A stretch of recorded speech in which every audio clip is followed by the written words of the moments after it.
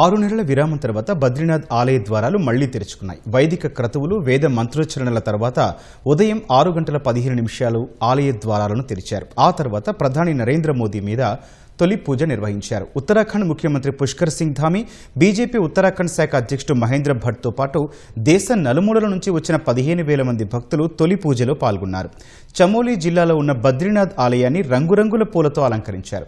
చార్ధామ్ యాత్ర సజావుగా సాగేందుకు ఉత్తరాఖండ్ ప్రభుత్వం విస్తృతమైన ఏర్పాట్లు చేసినట్లు సీఎం పుష్కర్ సింగ్ ధామీ తెలిపారు. ఆలయ పరిసరాలను క్లీన్ అండ్ గ్రీన్ గా ఉంచేందుకు యాత్రికులు సహకరించాలని కోరారు.